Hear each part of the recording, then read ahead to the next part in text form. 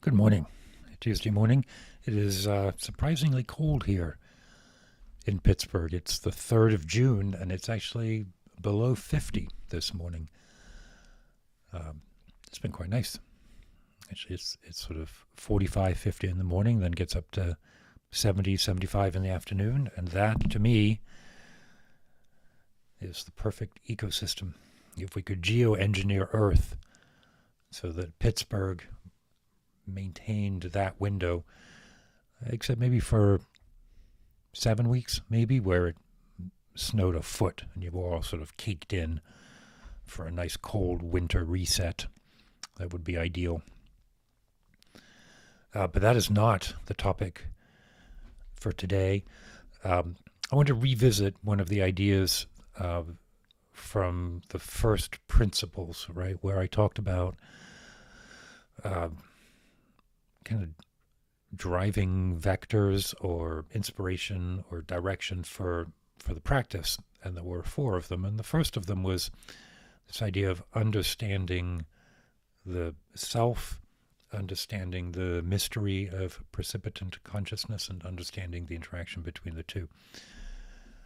And I want to focus in on knowing the self. And where I'm going to go with that is actually flipping it a little bit, starting with the idea of knowing and understanding the nature of self, but flipping it to the value of being known, and how that fits in with the project of enlightenment, the project of salvation, the project of being human. So Socrates, right? Socrates famously said, "No, the Delphic oracle, know yourself."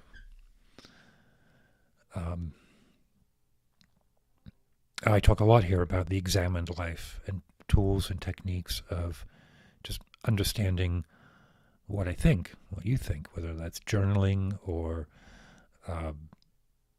so this kind of therapeutic Socratic dialogue that we engage in these videos, whether that's art, painting, poetry, reading poetry, writing poetry, finding artifacts that resonate with our lived experience. The poetry of Philip Larkin, for example, fills that role for me. I'm often either remembering or reaching behind me. Oh, I know that was compelling, YouTube. For the complete poems of Philip Larkin, I find his language to be resonant. I find his diagnosis of the human condition to be magisterially wise. Now, this is a tangent. I don't want to go too far in this. Larkin ends up in the wrong place quite often. He will diagnose the anxiety of the human condition, but his cure, his prognosis, is cynical, ironic, and I think blinkered by fear and by booze. Larkin drank a lot, and I know what that can do. The point isn't to sell you on the value of Philip Larkin, although read some Larkin. I have this up here, the complete poems. I actually prefer the collected poems, which has all of his published poems in the order that in the collections they were published in. The complete has all of the poems in the order they were written, including the unpublished ones, which is great, but get the collected poems, not the complete. My collected poems are downstairs on my piano. And because you need Larkin on every floor. That means I need an extra copy, right? We have 3 floors. Anyway, that's getting off on a tangent. The idea is that there's art, there's poetry, there's music, sculpture, painting that you can use to reflect your lived experience, and that is what it can mean to know yourself. There's Socrates, there's Plato, there's writings you can study, there's therapy, there's Jung, there's Freud. Right? There's an entire civilization of artifacts that help us see ourselves reflected. Okay, but then what we take here, the next step, is those selves are not concrete. We should not reify the self. We should understand the impermanent nature of the self. And so we have tools and techniques that don't contradict the value of understanding what the self is, right? Experiencing the self, experiencing what it is to be alive, but creating a frame where we understand that I am not I'm not carved in stone. I'm not like a poem printed on a page. And even if I were, that page eventually will deteriorate. And at one point it didn't exist. It's made up of ink and fiber and all kinds of things.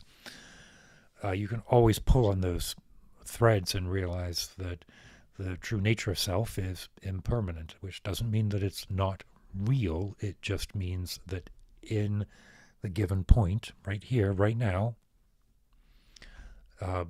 you can't find a self. I'm listening to an audio documentary by Annika Harris, who is Sam Harris's wife and a filmmaker and writer. She's writing about consciousness. And there's a lot that she's talking about. But one thing that I heard yesterday, it's an audio documentary. It's on Audible. She said, she was talking about binding phenomena in the brain, that when we see something and hear something and feel something, all that information moves at different speeds. Light moves differently from sound, of course, right? And then within our bodies, the physical sense and the eye sense and the hearing sense also move differently. They all come into the brain, and then the brain binds them together. And what that actually means is that we are living in the past. What we are experiencing right now took place in the past. So there is no present, at least in terms of the neurophysics of it, right? So that's all very helpful to understand. It helps clarify it helps bring that understanding of the self into the lived experience, which is part of what the practice of meditation is to do, right? So we start with things like journaling, things like poetry and art that give us immediate objects associated with our lived experience, and then we meditate. This understanding of the impermanent self can then gradually be integrated with the lived experience.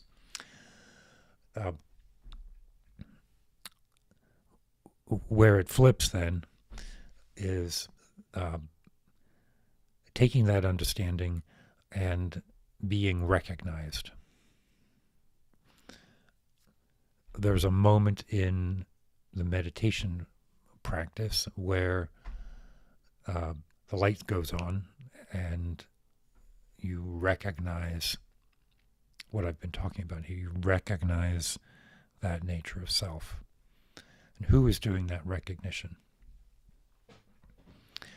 I don't have an answer for that. That's a question that you can use in your meditation practice.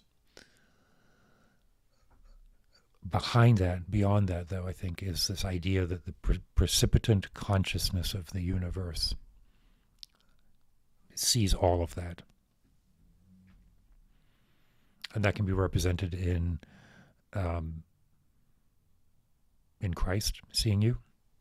It can be represented in a sense of well-being. It can be represented in a dream. Cultivating that sense of being seen and being known is a gift that the universe, the cosmos, the precipitant consciousness, that God provides to us. It is the process of grace.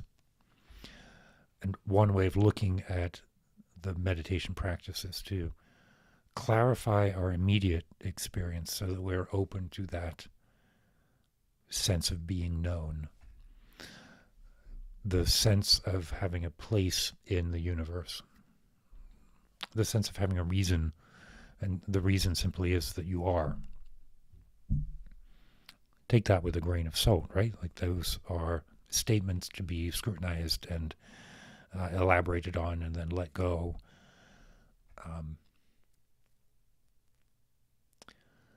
The processes that we are unfolding are connected with all the processes within the universe. And this sense of being known, not just knowing, but being known.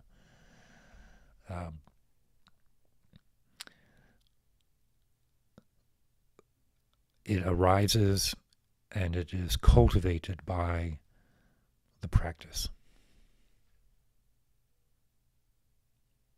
So let's leave that there for today. And if you have questions, drop a note in the comments or send me an email.